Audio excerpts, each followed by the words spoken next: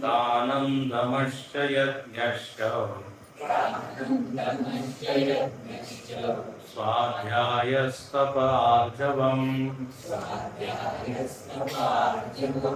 अहिंसा सत्यमक्रोधः त्यागशान्तिरपैशुनम्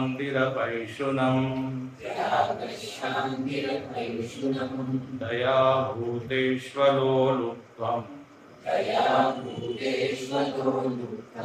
आर्दवं ह्रीरचापलम् मार्दवं ह्रीरचापलम्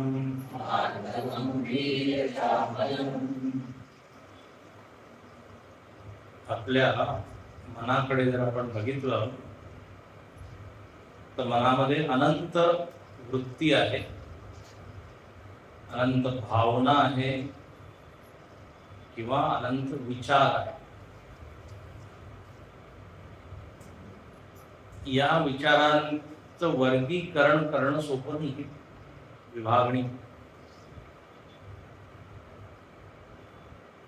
सकाळपासून रात्रीपर्यंत किती विचार येतात. असं म्हणतात एक दिवसात 60,000 विचार आपल्या मनामध्ये येतात. आणि जर आपलं मन बेचैन असेल, बेचैन म्हणजे चंचल मनस्ताप असेल तर वृत्ती डबल होऊन जाईल. मन शांत असणं म्हणजे काय, दोन वृत्तींच्या मध्ये गॅप जास्त असतो. म्हणजे एका मिनिटामध्ये कमी विचार येणे, याला आपण काय म्हणू, मन शांत आहे. शांत मन म्हणजे विचारच नाही येणे असं नाही होऊ शकत, कारण मन आहे तर विचार आहे. गुरुदेवांची प्रसिद्ध परिभाषा आहे, थॉट फ्लो इज माइंड. मन म्हणजे विचारांचा प्रवाह. विचार जर संपले तर मग मन कुठे. जसं पाणी जर आटून गेलं तर मग नदी आपण म्हणू नाही शकत. नदी म्हणजे काय, वाहतं पाणी. स्थिर पाणी जे आहे त्यालाही आपण नदी नाही म्हणत. त्याचप्रमाणे एक विचार नुसतं थांबूनच राहील असं होत नाही. प्रत्येक क्षणामध्ये एक विचार येतो. थॉट पर मिनिट मोजा, एक मिनिटामध्ये किती विचार येतात. आता हे जे विचार आहे, या विचारांची प्रकृती एकसारखी नसते. सगळ्यांना अनुभव. चांगले विचार येतात, अचानक दुसऱ्या क्षणी एकदम भलतेच विचार येऊ लागतात. विचारांच्या उत्पत्तीमध्ये आपलं काही कर्तृत्व नाही. कर्तृत्व म्हणजे माझी काही भूमिका नाही आहे त्याच्यात. कोणता विचार येईल केव्हा,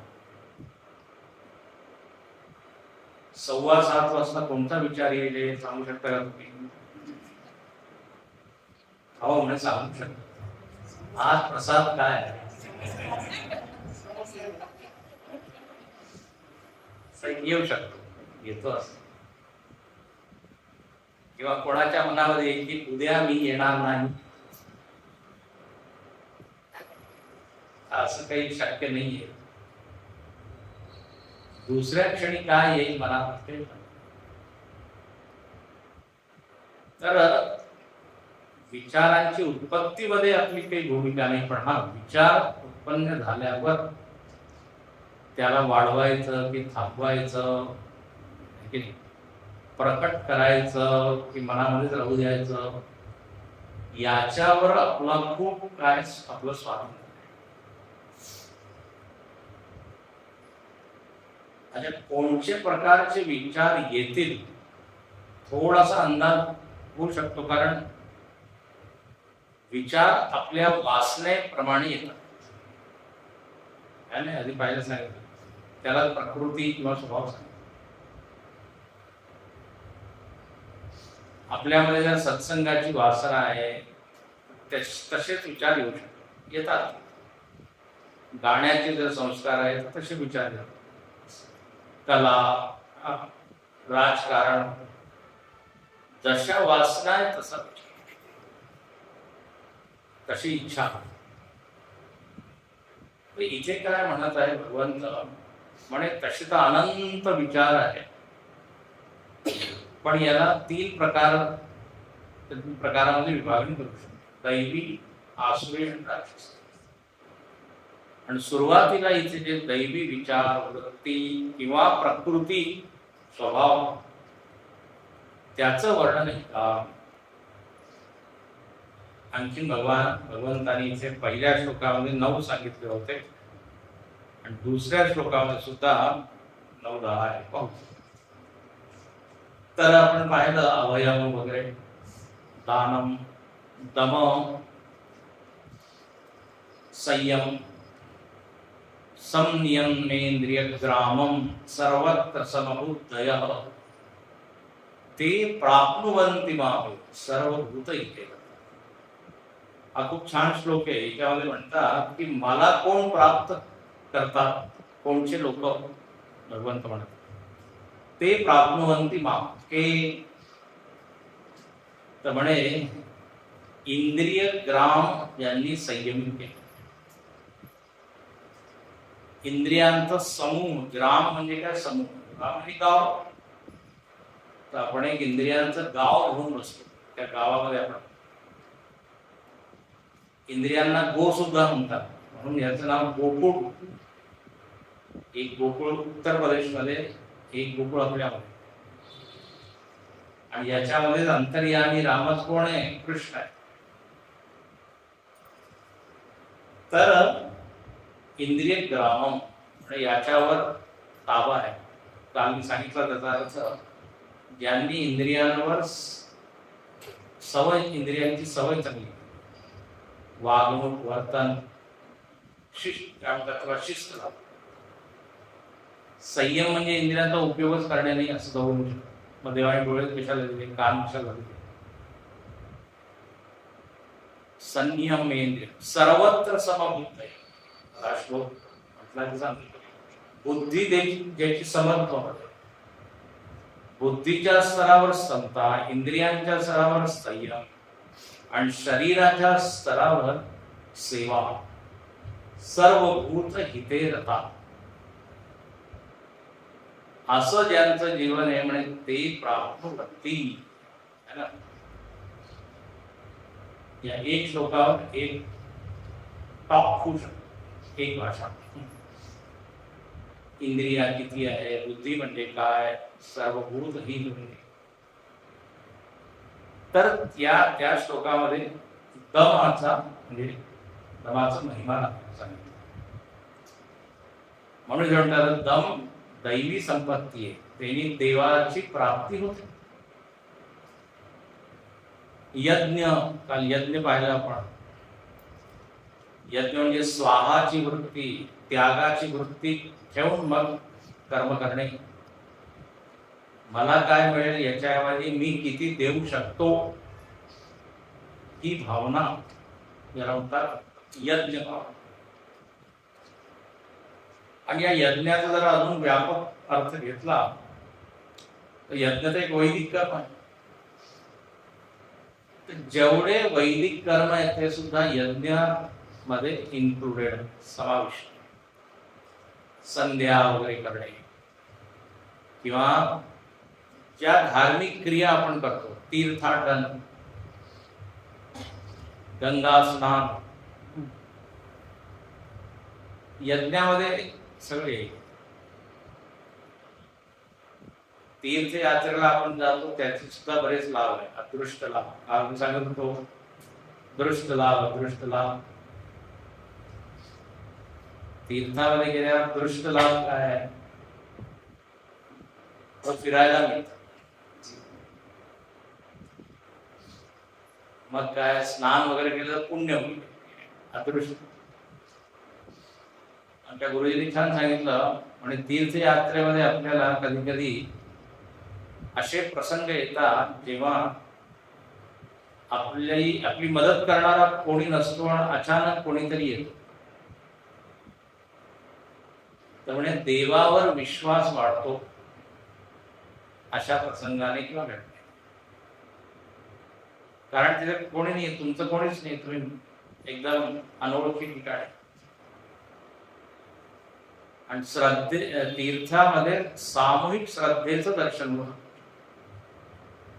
करोडो लोक इतकं कष्ट करून जात आहेत, तर कळतं की किती लोक श्रद्धाळू आहे. आजही लोक म्हणतात की हिंदू धर्माचं पतन होत आहे. दुसऱ्यानंतर पहा सगळ्या मंदिरामध्ये किती गर्दी. तिकडे पाहिलं तर वाटतं की नाही. ठीक आहे, तीर्थयात्रा सुद्धा एक साधन. तपबुद्धीने जर ती केली, नुसतं एन्जॉयमेंटच्या दृष्टीने केलं तर काही फायदा नाही. तर यज्ञामध्ये हे सगळं आहे. त्याचप्रमाणे तप, कष्ट सहन करणे, धर्मासाठी, समाजासाठी, देवासाठी, त्याला म्हणतात आर्जवम, कुटिलता नसणे. कुटिल्य काही लोकांची सवय असते, समोरचा माणूस सरळ वागतो पण ते कुटिल. रामायणामध्ये उदाहरण दिलं, पाणी सरळ वाहतं पण एक त्याच्यामध्ये जलचर प्राणी आहे, तो असा वाकडावाकडा जातो. जल ही जोक जिनी, जोक म्हणतात त्याला. तर पाणी सरळ जाऊ शकतो, पण कसं पोहतो, कसं सरळ, पण तो तिथे असत तेच उदाहरण. तर सरळ आर्जवम, मोही कपट छल आहे म्हणतात ना. नवम सरल सबसन छल हीना. नवधा भक्तीमध्ये शबरी मातेला रामाने उपदेश केला भक्तीचा, 9 प्रकारची भक्ती. आणि शेवटी भक्ती काय सांगितली त्यांनी, जो सरळ आहे, नवम सरळ.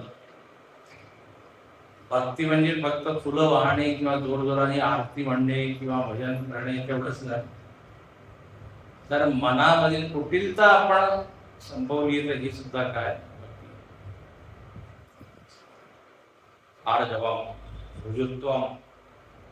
मग पुढे म्हणतात अहिंसा. अहिंसा म्हणजे काय, त्यामुळे अहिंसनम प्राणीनाम पीडावर्जनम. अहिंसा म्हणजे पीडावर्जन. पीडा जी आपण देतो त्यालाच काय म्हणू आपण, हिंसा. सोपा, त्रास देणे लोकांना वाणीच्या द्वारे, शरीराच्या द्वारे, हिंसा.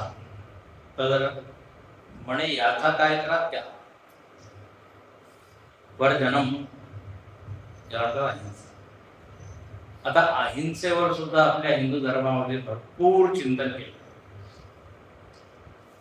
तसं तर एक वाक्य आहे, अहिंसा परमो धर्म. परमधर्म अहिंसा आहे.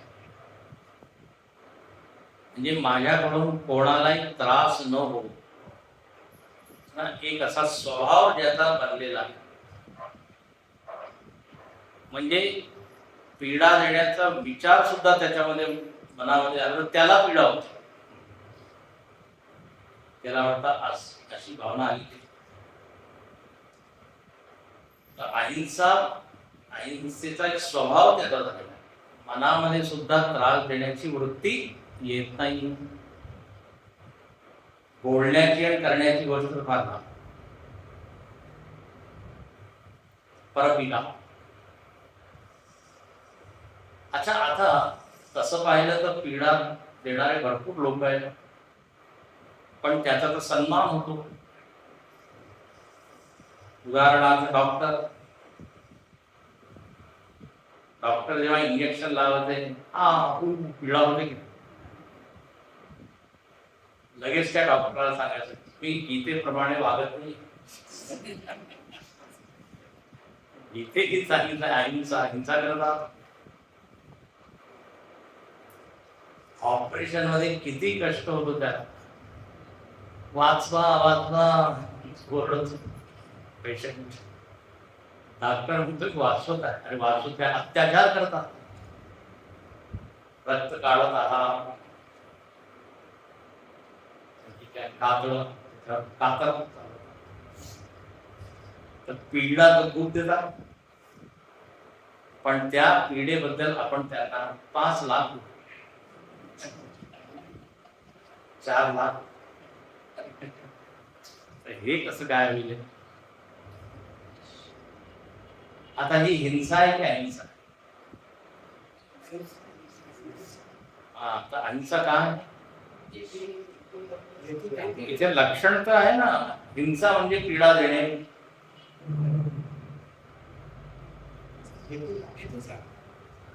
तर आता भावना काय आहे म्हणून ही परिभाषा चुकीची आहे की त्रास देणे हिंसा आहे असं. त्याच्या पाठीमागे हेतू जर श्रेष्ठ असेल उच्च असेल हित भावना असेल तर मग ती हिंसा सुद्धा शास्त्रीय आहे. शास्त्र आदेश देतो तुम्ही जरूर करा. म्हणून आपला जो धर्म आहे अहिंसा प्रधान मुळीच नाहीये हित प्रधान. हिंदू धर्म हित प्रधान हे लक्षात. जर युद्ध केल्याने समाजाचं हित होत असेल तर हित धर्म. आता सैनिक लोक अनेक वेळा विचार सांगितलाय तुम्हाला नवीन काही नाहीये. सैनिक लोक हिंसा करतात पण त्यांना परमवीर चक्र भारतरत्न वगैरे वगैरे पद्मभूषण असे सगळे काय म्हणतात पदवी उपाधी पदक पुरस्कार पारितोषिक पोलीस वाले सांगतील की एक मेडल एक मिळत तर सन्मान होत. कारण त्याच्या पाठीमागे भावना स्वार्थाची नाही असा म्हणजे द्वेष भावना नाही. हित भावना जगाचं हित राष्ट्राचं हित समाजाचं हित. दहशतवाद्यांना मारणं अहिंसा. म्हणून शाब्दिक अर्थ जर आपण घेतला तर तो लागू होतो. तर हित भावना मी अनेक वेळा सांगितलं डॉक्टर आणि डाकू दोघांची तुलना केलेली. दोघांची एकच रास आहे कारण डाक असून सुरू आहे. डॉक्टर डाकू दोघांचा चेहरा झाकलेला असतो. दोघं रक्त काढतात. दोघांकडे शस्त्र आहे. एक पैसा ओढतो खेचतो आणि आपण दुसऱ्याला पैसा देतो. एकाच गावामध्ये काय नाव आहे कीर्ती आहे यश आहे दुसऱ्याचा अपयश. तर दिसत तर दोघं सारखे आहे पण जमीन आसमानचा. हिंसक वाटतात हिंसा श्लोक आहे ना. पापाय परपीडन परोपकाराय पुण्याय पापाय पर. 18 पुराणेषु व्यासस्य वचनद्वयम्. तर ही एक छान वृत्ती आहे छान स्वभाव आहे अहिंसेचा स्वभाव होऊन. आता बघा हिंसा केव्हा होते आता याच्यावर विचार. हिंसेमध्ये मूळ जी भावना आहे ती आहे द्वेष. द्वेष आणखी दुसरा परकेपणा. माझा नाहीये तो वेगळी व्यक्ती आहे वेगळा माणूस आहे. परभावना, आत्मीयता नाही, द्वेष आहे. द्वेषानंतर क्रोध येतो. त्याच्यामुळे हळूहळू एक एक इयत्ता पास अति परकेपणा, द्वेष, विरोधी, तो माझा विरोधी आहे. मग राग येतो, त्याच्या क्रोध. आणि क्रोधच जेव्हा आपल्यावर, म्हणजे क्रोधावर ताबा आपण ठेवू नाही शकत, मग काय हिंसा. राग येतो जेव्हा आपल्याला, मग काय आधी वाचिक हिंसा, सर्वात आधी मानसिक हिंसा. मनामध्ये लोक आधीच योजना बनवतात, असा तो ते भेटेल तर मारू. इंग्लिश मध्ये एक वाक्यच आहे, प्री मेडिटेटेड मर्डर. हो, तो मेडिटेशन करतो आधी, तो कसा आहे मग मी प्री मेडिटेटेड म्हणतात. अचानक थोडी होतं. तर मनामध्ये योजना, मनामध्ये तुफान, मग शरीर. तर ही एक हिंसा आहे. पण आता या हिंसेमध्ये काय दोष आहे आणि अहिंसेमध्ये काय लाभ आहे, आध्यात्मिक लाभ काय अहिंसेमध्ये, लक्षात घ्या. अहिंसेमध्ये सर्वात्म भावाची पुष्टी होते. अहिंसा सर्वांमध्ये प्रेम उत्पन्न होते जर अहिंसा असेल. लक्षात घ्या, आपण आपली हिंसा नाही करत. जिथे प्रेम आहे तिथे हिंसा नाही. जिथे प्रेम आहे तिथे अहिंसा. तर सगळ्यांमध्ये प्रेम भावनेची वाढ होईल जर मी अहिंसेचं पालन केलं. आध्यात्मिक लाभ आहे. भौतिक लाभ काय आहे किंवा हिंसा करण्याने हानी काय, तर हिंसा जर मी करत राहिलो, मारत आहे, कोणाचं काय हत्याच करत आहे, तर समाजामध्ये त्याचं नाव, त्याच्यावर काय होतं, इनाम, पारितोषिक. जर कोणी याचा पत्ता सांगितला वगैरे. अटल बिहारी वाजपेयी होते, अटल बिहारी ते म्हणाले एकदा, हे जे सगळे दहशतवादी किंवा असे जे काम करणार, म्हणे तुम्ही असं काम का करता, या देशाचे तुम्ही पुत्र, असं काम का करता ज्याच्यामुळे तुमचं तोंड झाकावं लागतं. छान केली का, तोंड लपवतात ना त्याच्याकडे, चेहरा. म्हणजे तुम्ही इथेच जन्म घेतला आणि इथेच असं काय.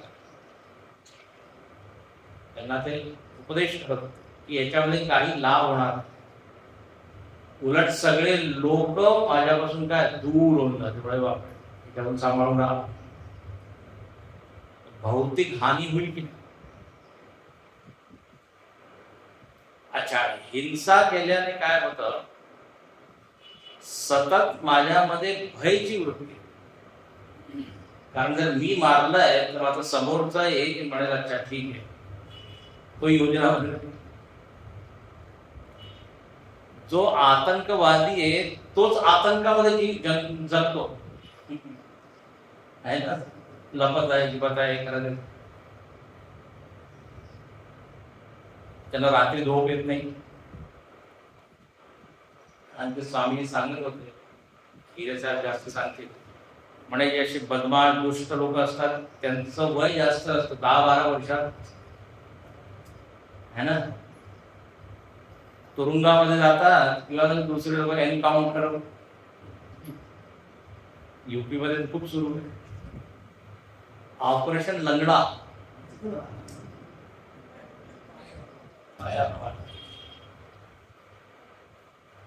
त्यांचं आयुष्य जास्त नसतं. आता हे दहशतवादी लगेच जसं सैनिकांना कळत बस ते घेरतात त्यांना. म्हणून काही भौतिक लाभ नाहीये हिंसा करणे. आता हिंसेमध्ये काय एक आवेश आहे, राग राग आहे, द्वेष आहे. इथे एक फार छान शब्द दिला, पीडा वर्जन. म्हणजे असं आहे, पीडा देणे हिंसा नाही, फक्त पीडा देणे हिंसा नाही. आत्ताच मी उदाहरण दिले डॉक्टरचं, सैनिकाचं, आई वडिलांचं. आई वडील मुलाला मारत आहे, पीडा तर देत आहे, पण ती अहिंसा नाही. परत कारण तेच आहे, त्याच्यामध्ये पुढे त्याचा हित होणार आहे. म्हणून फक्त पीडा वर्जनम एवढंच नाही, पीडेच्या पाठीमागे काय हे माहिती पाहून मगच हिंसा आहे की अहिंसा आहे. जसं खोटं बोलणं म्हणतो ना, हितासाठी खोटं बोलणं सुद्धा काय सत्य बोलणं नाही, हे धर्म आहे. त्याचप्रमाणे महर्षी पतंजलीजींनी अनेक प्रकारची हिंसा सांगितली, 21 प्रकारची हिंसा सांगितली. मला अनेक वेळा सांगितलंय. कृता, कारिता, अनुमोदिता. मी डायरेक्ट मारत आहे तुम्हाला, हिंसा ही एक प्रकारची. मग दुसऱ्या करवून घेतात, दुसऱ्याकडे पान सुपारी देतात. मुंबईमध्ये असे आहे.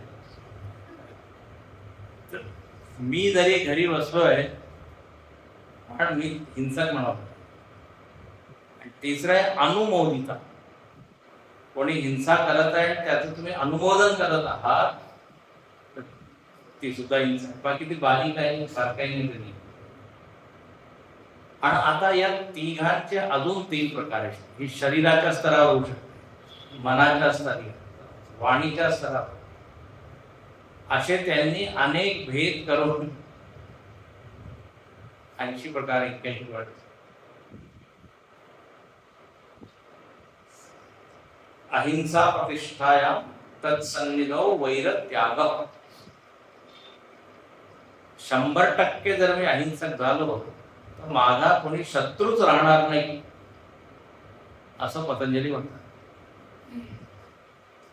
100% अहिंसा म्हणजे मनाने सुद्धा हिंसेचा विचार.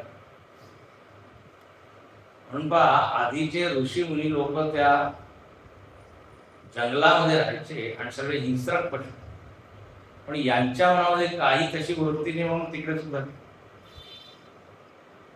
आणि आता आपण पाहतो, प्राण्यांना जेव्हा कळतं की खतरा आहे तेव्हाच ते अटॅक करतात,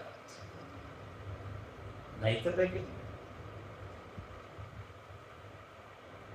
अहिंसा प्रतिष्ठायाम ही एक छान संपत्ती आहे, ही मिळवली पाहिजे. अहिंसेच्या द्वारे सुद्धा विरोध होऊ शकतो. गांधीजींचं असं म्हणणं होतं, हिंसा करूनच विरोध आहे, अहिंसे आहे ना. विरोध जरूर करायचे, पण त्याचा जे वे ऑफ अपोजिशन, तर त्या अहिंसेमध्ये सुद्धा शक्ती असते. नुसतं हिंसेमध्ये शक्ती असते. अच्छा, कुठे अहिंसा आणि कुठे हिंसा हे सुद्धा जरा विवेक करायचा. तुम्हाला ते माहिती आहे त्या सापाची गोष्ट. एक साप होता, त्याने काय प्रवचन ऐकलं, हेच अहिंसेवर.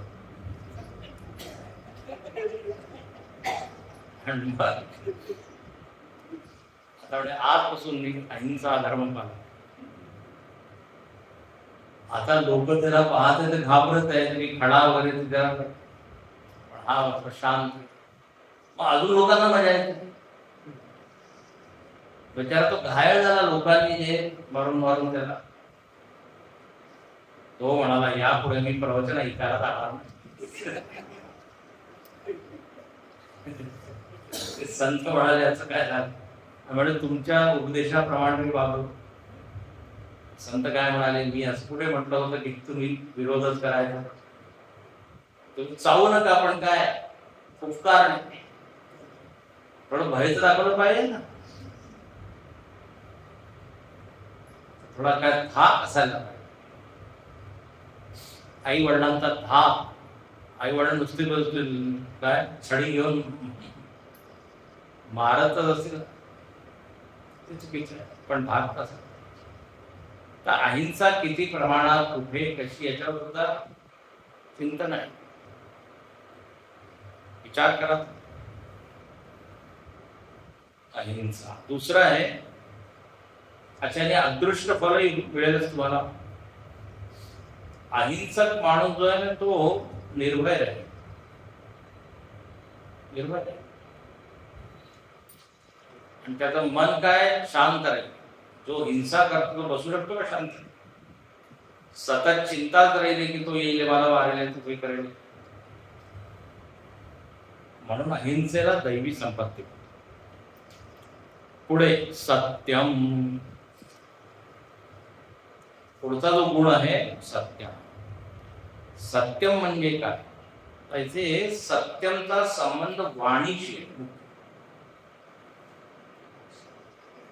नाही तर सत्य आचरण म्हणजे सत्य, सत्याचं काय म्हणतात क्षेत्र व्यापक आहे, पण इथे सत्य वाणी म्हणून शंकराचार्य इथे म्हणतात अप्रिय अनृत वर्जितम यथा भूतार्थ वचनम. वचनम म्हणजे वाणीच्या स्तरावर जे सत्याचं पालन आपण करतो त्याला तिथे सत्य. सत्य म्हणजे परमात्मा सुद्धा, सत्य म्हणजे सत्कर्म वगैरे वगैरे. पण इथे म्हणतात शब्द, इथे म्हटलंय की सत्य म्हणजे काय तर बघा यथाभूतार्थ वचन, ही परिभाषा आहे. यथाभूतार्थ म्हणजे जे तुम्ही पाहिलं आहे, कुठे कुठे यथादृष्टम सुद्धा येतं, जे तुम्ही पाहिलं आहे तसंच बोलायचं, तसंच सांगायचं. त्याच्यामध्ये तिखट मसाला मीठ टाकायचं नाही, जसं आहे तसं. यथाभूतार्थ वचनम. आता बघा वाणीचं हे काय असं म्हणतात दागिना आहे, शृंगार आहे. सत्य म्हणजे काय? वाणी. जर मी सत्य बोलत राहिलो तर माझ्या वाणीला किंमत आहे, वजन येईल त्या एक एक शब्दामध्ये. नाहीतर कोणी काय लक्षच नाही देणार, पण बोलू द्यायचं, अर्ध तर खोटं बोलतात. तर आपल्या वाणीची जर किंमत मला करायची असेल म्हणजे वाढवायची असेल तर सत्य बोला. आणखीन सत्य बोलल्याने काय आध्यात्मिक लाभ? निर्भय होईल. आणखी सत्य बोलण्याने मनामध्ये वातावरण चांगलं होईल, ज्याच्याद्वारे मी सत्याला धारण करेन. सत्य बोलण्याने सत्याला धारण करण्याची सवय लागते. म्हणजे सत्य जो परमात्मा आहे त्याला सुद्धा मी समजू शकतो. म्हणजे काय, खोटं मी बोलत आहे आणि मला त्या परमसत्याची जाणीव करून घ्यायची, हे विरोधी झालं की नाही? अरे वाणीच्या स्तरावरच तुम्ही सत्याला सांभाळू नाही शकत तर परमसत्याला सांभाळा. मी काय म्हणतो का? त्या मनामध्ये बळ येतं, शक्ती वाढते सत्य बोलण्याने. ते एवढं मजबूत होईल की त्याच्यामध्ये परमात्मा सुद्धा येऊन बसतो. सत्यमेव जयते, शेवटी सत्यालाच विजय. ते लिओ टॉल्स्टॉय आहे ना, God sees the truth but weights. म्हणजे देव सत्याचाच पक्ष घेतो, पण एकदम कधी कधी आपल्याला त्याचं काय फळ मिळत नाही.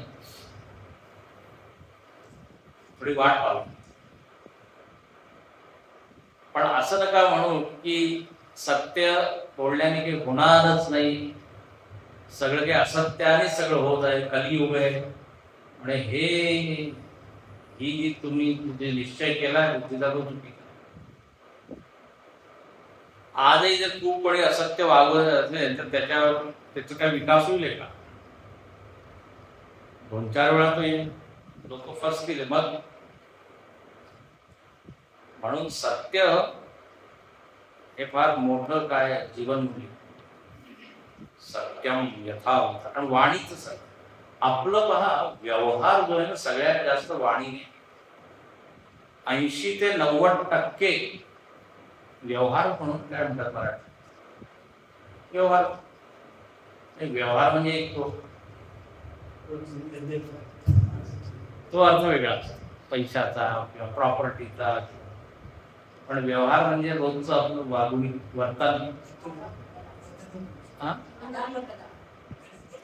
वर्तन. तर याच्यामध्ये 80-90% वाणी. आमच्या स्वामींनी खूप छान याची व्याख्या केली. सगळ्यात आधी शब्दाच्या द्वारे आपण व्यवहार करतो, मग त्याच्या पाठीमागे सगळं पुढे. आपण म्हणतो या घरी या, आता आधी मग चहा पाणी नंतर येतं ना. व्यवहार नेता असं त्यांनी शब्द दिला. व्यवहाराचा नेता कोण आहे? वाणी. वाणीने बोलतो, मग आपण घेतो देतो. अच्छा, दुसरं असं आहे, आपल्या अंतःकरणामध्ये किती ज्ञान आहे आणि काय विचार आहे हे प्रकट आपण कशाने करतो? वाणीने. वाणी नसेल तर समोरच्या मध्ये काय ज्ञान आहे आपल्याला? काही. ज्ञानाचा भंडार असेल पण तो मौन असेल तर. एक असा एक संत होते, त्याचे प्रवचन ऐकायला जायचे वेगवेगळ्या मोठमोठ्या संत, आणि अगदी अशी मागे बसायचे जिथे लोक बूट वगैरे काढतात, चक्रा लोक. फार मोठे ज्ञानी होते, फारच मोठे. पण ते मौन राहायचे. एकदा त्या वक्त्याने काहीतरी विचारलं, आतापर्यंत काही बोलत नव्हते पण त्यांनी ते उत्तर दिलं. सगळे लोक एकदम पाहू लागले, अरे तुम्ही, आम्हाला आता वाटत होतं कोणी भिकारी वगैरे. पण ते त्यांना खूप पश्चात्ताप झाला की आता माझ्या अवतीभोवती लोक सगळे बरोबर. मी मौन होतो तर मी थोडं सुरक्षित. असे असतात पकड सर, त्यांना जास्त. अर्थ काय आहे? जोपर्यंत बोलले नव्हते तोपर्यंत कोणाला कल्पनाच नव्हती. अरे इतकं कठीण प्रश्नाचं उत्तर तुम्ही दिलं म्हणजे तर तुम्ही अभ्यास वगैरे केला. वाणीच्या द्वारे आपलं अंतःकरण जे ते प्रकट होत असतं. अच्छा, जर मन आपलं चांगलं असेल तर वाणीमध्ये सुद्धा चांगलं. म्हणून गोस्वामी तुलसीदास म्हणतात, निज गिरा पावन करण कारण राम जस तुलसी कयो. कोणी त्यांना विचारलं की तुम्ही रामायण का लिहिलं? रामायण शब्दरूप आहे. तर म्हणे माझ्या वाणीला पवित्र करण्यासाठी मी रामायण लिहिलं. कारण ते रामाचे शब्द, रामाची लीला, त्याचं मी चिंतन करत होतो. आणि लक्षात ठेवा, चिंतन नेहमी भाषेमध्ये होतं, शब्दामध्ये होतं. शब्दाशिवाय जरा चिंतन करा तर आपोआप मनामध्ये ते चांगले शब्द, चांगले विचार. तर वाणी तर पवित्र झालीच, मनही पवित्र झालं. तर वाणी आणि मन दोन्ही पवित्र करण्यासाठी मी रामायण लिहिलं. निज गिरा पावन. वाणी तो अनमोल. वशीकरण यह मंत्र है, तजदे वचन कठोर. तुलसी इस जग में सुख उपजे चहु हो, आणि तुमच्या चारीकडे सुख उत्पन्न. तुम्हाला जर एक मंत्र माहित असेल, वशीकरण मंत्र. काय मंत्र? चांगलं बोला. तजदे वचन कठोर. धन धन धन बोलत आहे, लेफ्ट राईट, मग हा एकटाच राहून जातो, सगळे पळून जातात. सगळ्यांना वश मध्ये करायचं तर वाणीमध्ये सत्य. आणि जे म्हणतात एवढंच नव्हे, अप्रिय अनृत वर्धितम, दोन अजून त्याचे विशेषण. सगळ्यांना माहिती आहे ना, सत्यम ब्रूयात, पुढे काय प्रियम ब्रूयात, अजून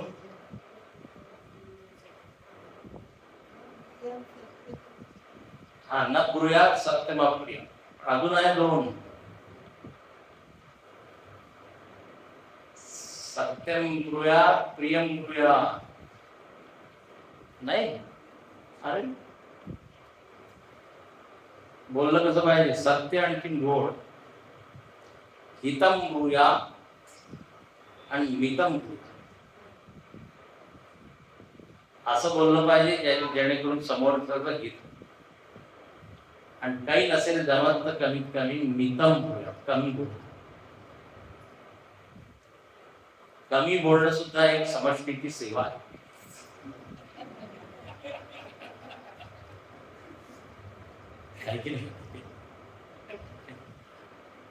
न बोलून सुद्धा सेवा, प्रवचनाने थोडी सेवा. रामायणामध्ये म्हटलेलं आहे, कुंभकर्ण समसोत. कुंभकर्ण सारखे लोक जर झोपून राहिले तर फार मोठी सेवा. कारण तो खूप खाणार होता, आणि जर तो रोज खाली द्यायचं, जगामध्ये सगळं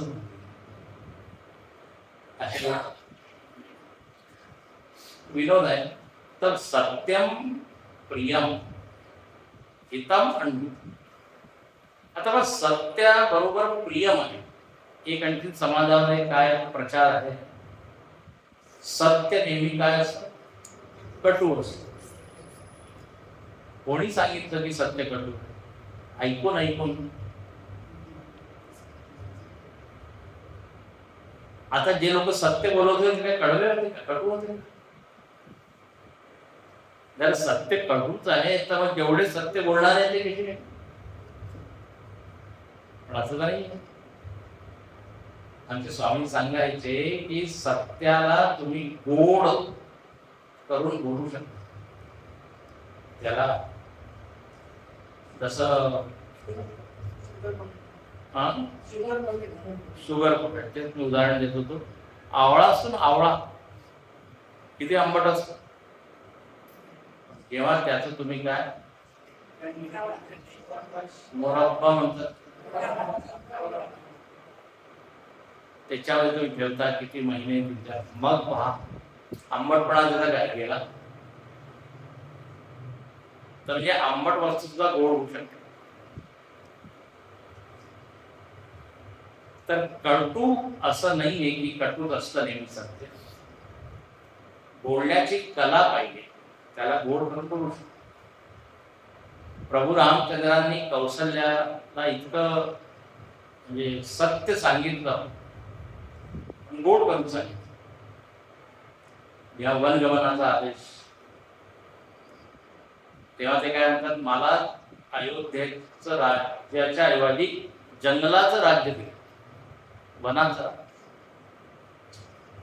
असं पार असे अनेक उदाहरण. म्हणून प्रियम गोडवास आहे. अनेक लोक असं म्हणजे त्याला करतात. डॉक्टर लोकांना तर हे करावंच लागतं, फार सांभाळून बोलावं लागतं. सत्य थोडी बोलत, त्यांना सगळं माहीत असतं काय होणार आहे, तरी ते आता तसं ते खोट आहे, असत्य आहे. पण हितम म्हणून ते त्याची परवानगी आहे. सत्यम हितम प्रियम हितम. तुकाराम महाराजांनी या शब्दावर एक अभंग लिहिला, माहितीये का? नाही. शब्द शब्द शब्दाची धागा.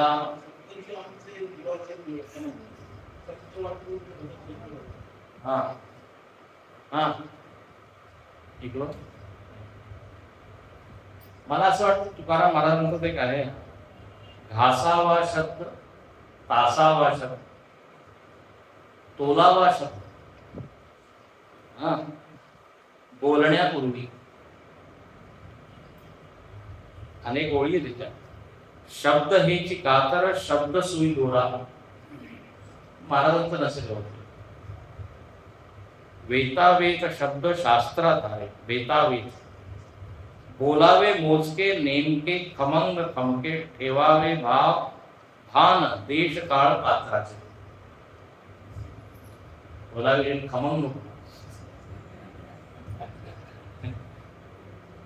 बोलावे मोजके मोजके बोलावं व्यवस्थित. बोलावे बरे बोलावे खरे कोणाच्याही मनावर पाडू नाही चरे.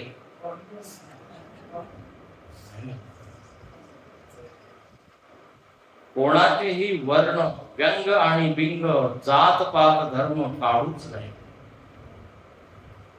थोडक्यात समजणे थोडक्यात समजावणे मुद्देसूद बोलणे ही संवाद कला.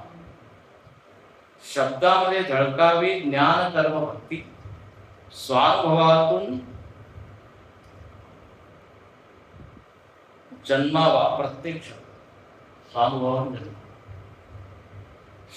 शेवट शब्दामुळे दंगल आणि शब्दामुळे मंगळ.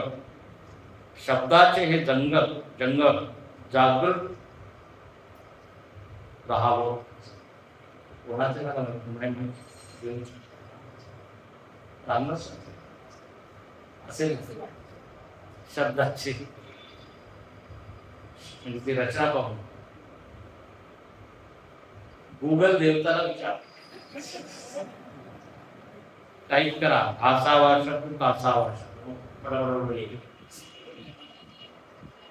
हा नवीन हा या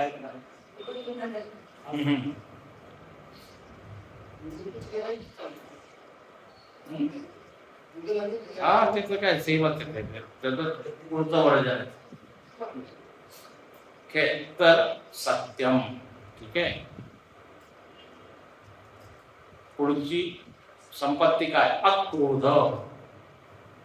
हा म्हणजे हे जरा तुम्ही सांगा अक्रोध. खूप राग येतो आम्हाला. तर क्रोध म्हणजे राग संताप. कोणी अक्रोध म्हणजे काय तर शंकराचार्य लिहितात आकृष्टस्य अविहतस्य वा प्राप्तस्य क्रोधस्य उपशमनम. खूप छान. म्हणजे दुसरी व्यक्ती जर असं काही बोलत आहे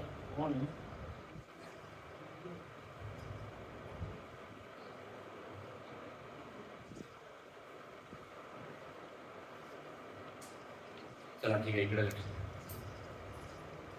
क्रोध क्रोध शब्दाचा एक अर्थ असतो कम क्रोध इति क्रोध. कम क्रोध कम म्हणजे सुखम. संस्कृत मध्ये कम शब्दाचा अर्थ सुखम. तर सुखामध्ये जे अवरोध आहे अडचण आहे त्याला म्हणतात क्रोध. कम क्रोध म्हणजे असं आहे की जेव्हा माणसाला क्रोध येतो क्रोधाचा आवेश येतो तेव्हा तू सुखी राहू शकतो का त्या क्षणी. सुख आणि क्रोध असत आहे जसं अग्नी आणि पाणी.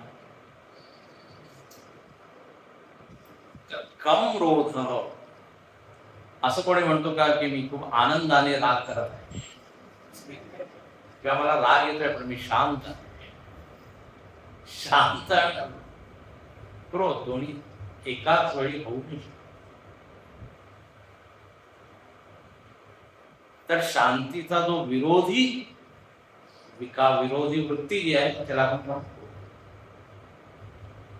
अक्रोध म्हणजे समोरचा तुम्हाला शिवी देत आहे काही त्रास देत आहे तरी आपल्या मनावर ताबा ठेवणे, शांत ठेवणे, त्याला अक्रोध, शांतपणे ऐकून घेणं. गंमत काय होते, ज्याला खूप राग येतोय ना आणि समोरचा शांत आहे, त्याला अजून राग येतो. आणि मी एवढा राग करतोय आणि तू शांत कसं, त्याला आपले चुकीचं आहे. हे यांनी सुद्धा राग केला पाहिजे. अक्रोध बुद्ध भगवानांचा आहे ती गोष्ट. ते कोणी गावामध्ये जात होते, लोक म्हणाले तिकडे नका जाऊ तुम्ही, का चवण्याचे लोक काही काही बोलतील तुम्हाला शिवीगाळी, आणि ठीक आहे, ते मारणार तर नाही ना, नाही म्हणजे ते मारू शकतात, ठीक आहे मारू शकतात, पण प्राण तर नाही घेणार. आणि ते घेऊ शकतात, घेतलं चांगलं, ते सुट्टी होऊन घेत. म्हणजे मी त्यांच्यामुळे अशांत होणार नाही. छान हा गुण, आणि हा अगदी आत्मज्ञानासाठी खूप उपयोगी आहे. आत्मज्ञानासाठी मन पाहिजे शांत. आणि जर राग करण्याचा आपला सवय झाली, प्रकृती झाली, छोट्या छोट्या गोष्टीमध्ये चिडचिड चिडचिड, तर आत्मज्ञान वगैरे फार लागतं. सामान्य व्यवहार सुद्धा नीट करणे. लोक त्याला पाहिल्यावरच घाबरतात, न विचारता आपलं नाव वगैरे सांगतात. परशुरामाबद्दलच आहे ते. जरा त्यांचा क्रोध पण समाजासाठी होता. म्हणजे जे पापी क्षत्रिय लोक झाले होते राजा, त्यांना पाहिल्यावर लोक इतके घाबरायचे, बाप परशु आपल्या गळ्यावर पडले. सीतेचं जेव्हा स्वयंवर होत, त्या स्वयंवर सभेमध्ये ते आले, सगळे राजे ते वर्णन, काही राजे इकडे तिकडे खुर्चीच्या खाली नव्हते, आणि ज्यांच्याकडे त्यांनी पाहिलं, माझ्या वडिलांचं नाव हे आहे, मी या शहरामध्ये, न विचारता आपला परिचय दिला, असं वर्णन. समोरचा माणूस जर असा असेल तर म्हणे काय करा तुम्ही, हा जो क्रोधाचा जो स्वभाव आहे याला जरा सोडा. समाजामध्ये त्यांनी काही छान तुमची प्रतिमा करा, आणि फार धार्मिक आहे. ते गुरुजी 3 पोरांना ते म्हणायचे, 3 पोरं जरा बंड होते, त्यांनी नावं ठेवले होते, रडके, चिडके, पडते, पडणे, एकसारखा पडायचा, एकसारखा चिडचिड करायचं, एकसारखा रडायचं. तिघांचे नाव ठेवले, चिडके, रडके, गमती.